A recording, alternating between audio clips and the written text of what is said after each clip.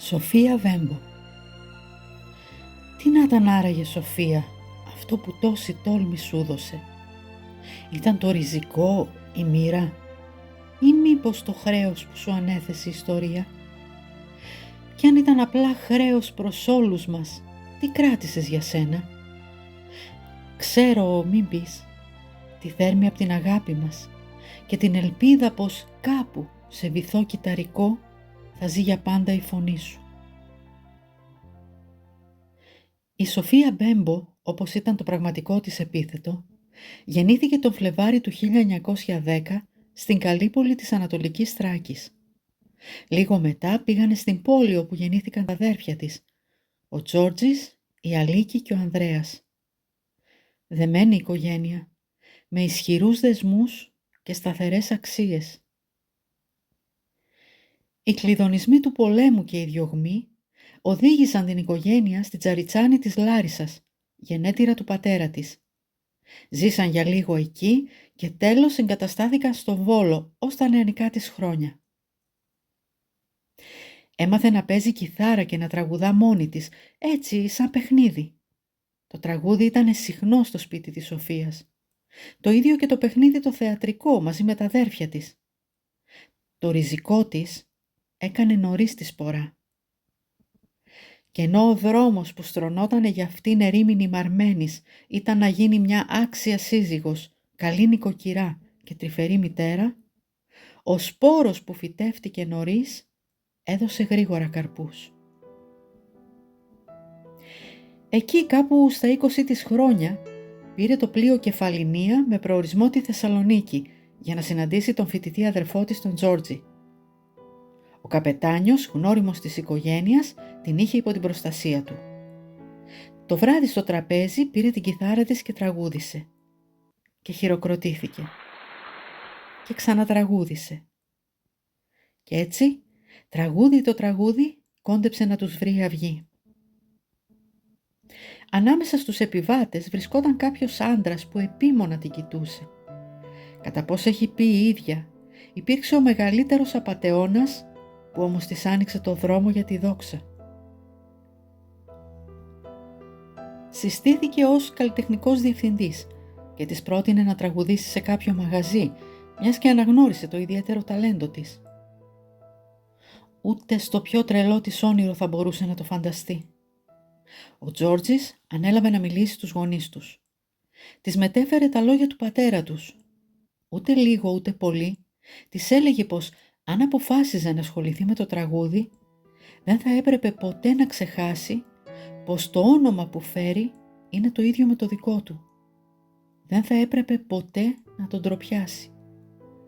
Αυτό για τη Σοφία ήταν ένα συμβόλαιο ζωής που έπρεπε να το τηρήσει ως το τέλος. Και αυτό έκανε. Η τόλμη της, η ορμή των νιάτων της, ακόμη η άγνοια κινδύνου την οδήγησαν στο να υπογράψει το πρώτο της επαγγελματικό συμβόλαιο. Με μισθό 6.000 δραχμών το μήνα θα μπορούσε να βοηθήσει την οικογένειά της, μιας και η φτώχεια κατοικούσε μαζί τους εκεί, στην πάροδο της οδού Δημητριάδος.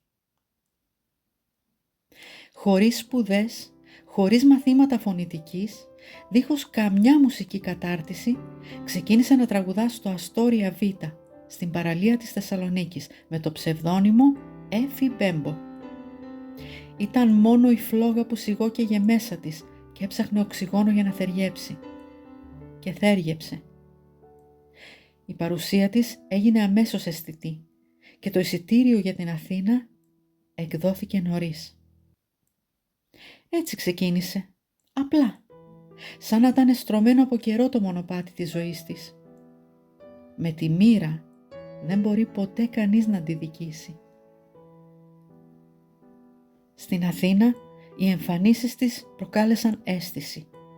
Η απειρία της ως τροχοπέδι ισορρόπησε με την ορμή της. Κατέκτησε τον σεβασμό των συνεργατών της γιατί ήταν αληθινή. Ο λόγος της απλός και άμεσος. Δεν βρέθηκε ποτέ κανείς να την κατηγορήσει για διπλοπροσωπία και ύπουλους χειρισμούς. Το ένστικτό της πια της έλεγε πως αυτό έπρεπε να κάνει να χαρίζει τη φωνή της στον κόσμο. Ό,τι της δόθηκε από τον Θεό έπρεπε να το γυρίσει πίσω. Φωνογράφησε το πρώτο της τραγούδι. Εκείνος ο δίσκος γραμμοφώνου σημείωσε τεράστια επιτυχία και όλα αυτά κάπου στο 1934. Τα τραγούδια της κυκλοφορούσαν από στόμα σε στόμα και πολλοί τα μάθαιναν από τα πανό που τη συνόδευαν στη σκηνή. Στην Αθήνα κάλεσε και την αδελφή της την Αλίκη, η οποία και αυτή ακολούθησε τον δρόμο του θεάματος, υπό το προστατευτικό βλέμμα της Σοφίας πάντα. Το 1938 ξεκίνησε να τραγουδά δημοτικά τραγούδια. Με την προφορά της καταγωγής της και τη λεβεντιά της, τα μοιράστηκε με τον κόσμο της Αθήνας και όχι μόνο. Ταξίδεψε στην Αίγυπτο. Εκεί πρωταγωνίστησε στην πρώτη ελληνική ομιλούσα ταινία με τίτλο «Η Προσφυγοπούλα». Από δίπλα και η Αλίκη. Ήταν η χρονιά που γνώρισε τον Μίμη Τραϊφόρο, στιχουργό και κειμενογράφο, τον σύντροφο της ζωής της, αν και οι πρώτες συναντήσεις τους έμοιαζαν με φυτίλι έτοιμο να αρπάξει φωτιά. Η Σοφία προσπαθούσε συνεχώς να βελτιώνεται, διαθέσιμη πάντα να μαθαίνει γιατί ήξερε ποια ήταν, γνώριζε τις αδυναμίες της και ήθελε να τις ξεπερνά. Κατάφερε να αγοράσει ένα οικόπεδο με σκοπό να φτιάξει ένα σπίτι για όλη της την οικογένεια. Ο Τζόρτζης, δικηγόρος πια, εγκαταστάθηκε και εκείνος στην Αθήνα και ο Ανδρέας φαντάρος. Μα όλη αυτή η αλυσίδα ευδαιμονίας έσπασε βία. Ο Ιταλός δικτάτορας Μπενίτο Μουσολίνι, φιλόδοξος και αριβίστας, ονειρευόταν μεγαλεία. Το όχι που έλαβε στο αίτημα παράδοσης της χώρας είχε ως αποτέλεσμα την έναρξη του Ελληνοϊταλικού πολέμου. Αντίκρι, το ναι της Σοφίας προς τον Μίμη είχε ως αποτέλεσμα την έναρξη ενός μεγάλου έρωτα και μια σχέση ζωής. Και οι στρατιώτες μας στο μέτωπο. Η ίδια, συγκινημένη από τον ενθουσιασμό των Ελλήνων στρατιωτών, ζήτησε από τον Μίμη να γράψει στίχους για ένα τραγούδι που ήδη τραγουδούσε. Ήτανε το «Ζεχρά» των Σαββίδη και Σουγιούλ. Ο Μίμης δεν έχασε καιρό και έτσι γεννήθηκε το παντοτινό «Παιδιά της Ελλάδος παιδιά». Η ανδρεία, η περηφάνεια, η ελπίδα σφιχταγκαλιασμένα με τον πόνο, τον ακροτηριασμό, τον θάνατο. Η Σοφία ξεκίνησε να επισκέπτεται στρατώνες, φυλάκια και νοσοκομεία. Τους καπνούς των μαχών τους διέλυε το αεράκι των τραγουδιών της. Τραγούδια ενθαρρυντικά, πατριωτικά, σατιρικά. Ένιωσε πως ήταν χρέος της να εμψυχώσει τους στρατιώτες που είτε μάχονταν είτε βρίσκονταν σε κάποιο νοσοκομείο τραυματισμένοι. Ταυτόχρονα εμφανιζόταν σε θεατρικές παραστάσεις. Δεν έδινε μόνο τη φωνή και την ψυχή της, έδινε και τα χρήματα των εισπράξεων. «Τραγούδα Βέμπο, γιατί σαν τραγουδάς τα πόδια μας δεν πονάνε», της έλεγαν τραυματίες και εκείνη έπαιρνε το φορτίο στην πλάτη της. Γενναιόδορη ως το τέλος. Συντρέχτρα την έλεγαν γιατί πάντα βοηθούσε όποιον είχε ανάγκη, εκτός από τον εαυτό της. Και ενώ οι μάχες στα βουνά της Αλβανίας συνεχιζόταν, ακολούθησε η εισβολή των Γερμανών. 9 Απριλίου του 1941 μπήκαν στη Θεσσαλονίκη, 27 Απριλίου στην Αθήνα. 20 Μαΐου ξεκίνησε η μάχη της Κρήτης. Η παγωμάρα του πρώτου καιρού έδωσε σιγά σιγά τη θέση της σε άπλερες κινήσεις. Ήταν του χρόνου οι στιγμές όπου οι νύχτες κοιμόταν με φόβο και οι μέρες κινούσαν με αντριά και ο ήλιος έστελνε στους Έλληνες ακτίνες ελπίδες. Δειλά, διστακτικά ξεκίνησαν και πάλι να λειτουργούν τα θέατρα. Μα το τραγούδι της Σοφίας ενοχλούσε. Δέχτηκε απειλές. Δεν πτωήθηκε. Δέχτηκε επίθεση στη μέση του δρόμου. Τη χτύπησαν στο πρόσωπο να μην μπορεί να εμφανίζεται. Συνέχισε να τραγουδά από ραδιοφώνου. Αυτή ήταν η Σοφία. Θαραλέα και επίμονη. Τη συνέλαβαν και τη φυλάκισαν. Της απαγόρευσαν να τραγουδά. Ο κλειός σιγά σιγά την έπνιγε. Την ελευθέρωσαν με την προϋπόθεση να μην ξανατραγουδήσει πατριωτικά και σατιρικά τραγούδια. Υπέγραψε δήλωση, μα δεν το άντεχε η ελεύθερη ψυχή της. Δέχτηκε διαμεσολαβητική επίσκεψη από τον καλλιτεχνικό διευθυντή που της είχε δώσει την πρώτη ευκαιρία. Συνεργάτης των Γερμανών που της προκαλούσε αηδία. Δεν μπορούσε να μείνει άλλο στην Ελλάδα. Με τη βοήθεια των μυστικών υπηρεσιών, η Σοφία και ο Τζόρτζης, μεταφιεσμένοι και με ψεύτικα χαρτιά, έφυγαν από την Ελλάδα τον Οκτώβριο του 1942 για τη Μέση Ανατολή και κατόπιν την Αίγυπτο. Τους ακολούθησαν ο Μίμης και η Αλίκη. Στην Αλεξάνδρεια της Αιγύπτου, η Σοφία και ο Μίμης αραβωνιάστηκαν. Επισκεπτόταν στρατιωτικές μονάδες της Μέσης Ανατολής και με τη φωνή της έδινε κουράγιο και ελπίδα. Εμφανιζόταν όπου την καλούσαν, σε βάσεις υποβρυχίων, αεροπορικές μονάδες, νοσοκομεία, πλοία, ακούραστη. Έτσι μοιραζόταν τη μοναξιά της ξενιτιάς και την απαντοχή της ειρήνης. Έλεγε πως εμείς οι Ρωμνοί είμαστε γρήγοροι στο να χαλάμε, αλλά και στο να φτιάχνουμε. Την οραματιζόταν τη λήξη του πολέμου. Έδιναν παραστάσεις σε ένα θέατρο της Αλεξάνδρειας και τα έσοδα τα διέθεταν σε φιλανθρωπίες. Βοήθησαν πρόσφυγες, τραυματίες, ορφανοτροφία. Όπου υπήρχε ανάγκη, η Σοφία άπλωνε το χέρι και έδινε. Χιλιάδες λίρες πήγαν στον Ελληνικό Ερυθρό Σταυρό. Χιλιάδες δολάρια στο Ταμείο Πρόνοιας. Δεκάδες τα συγχαρητήρια που εγγράφος δεχόταν. Στην Ελλάδα εκείνο τον καιρό κυκλοφόρησε η φήμη πως η Σοφία είχε πεθάνει. Έπρεπε να αρχίσει να στερεύει η φωνή της για να πάψει να ποτίζει τις καρδιές των Ελλήνων. Δυστυχώς ο πατέρας της το πίστεψε. Με αυτόν τον πόνο έφυγε. Η Σοφία τραγούδισε στο Χαλέπι στη Συρία, στη Βηρητό στο Λίβανο. Κοιμήθηκε σε αντίσκηνα όπως οι στρατιώτες. Δεν έβαλε ποτέ τον εαυτό της πάνω από τον συνάνθρωπο. Ήταν ξεκάθαρο για αυτήν πως το καθήκον της ήταν να χαρίζει τη φωνή της στον κόσμο. Στις 12 Οκτωβρίου του 1944 απελευθερώθηκε η Αθήνα. Στις 30 η Θεσσαλονίκη. Τον Μάιο του 1945 η Κρήτη. Έφυγαν οι κατακτητές. Η Σοφία δεν έβλεπε την ώρα να γυρίσει. Τελικά, τον Φεβρουάριο του 1946 έφτασε στον Πειραιά με το αντιτορπιλικό Κρήτη. Η χαρά της άμετρη. Ξεκίνησε και πάλι τις εμφανίσεις σε θέατρα για να προσφέρει και πάλι χρήματα, πότε υπέρ του ναυτικού και άλλοτε υπέρ των άπορων ηθοποιών. Μα ένα αγκάθι υπήρχε που είχε αφήσει χαραγματιά. Η σχέση της με το Μίμη έπλεε σε ταραγμένα νερά. Ο έρωτας πληγώνει όταν πληγώνεται.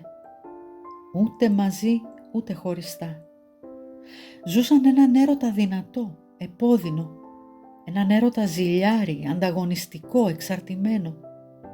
Έναν έρωτα τρυφερό, πληθωρικό και δημιουργικό. Έναν έρωτα ζαλισμένο από το ίδιο του το κρασί, που έκανε 2 βήματα μπροστά και 5 πίσω. Η Σοφία, μετά από παρότρινση του Τζόρτζη, αποφάσισε να πραγματοποιήσει μια περιοδεία στην Αμερική. Να κρατήσει αποστάσεις, να δει τι θέλει και τι μπορεί. Ο Μίμης, απαρηγόρητος, χρέωσε στην ιστορία τους στίχους του τραγουδιού «Ας ερχόσουν για λίγο» και εκδικητικά δεν της το έδωσε ποτέ να το ηχογραφήσει.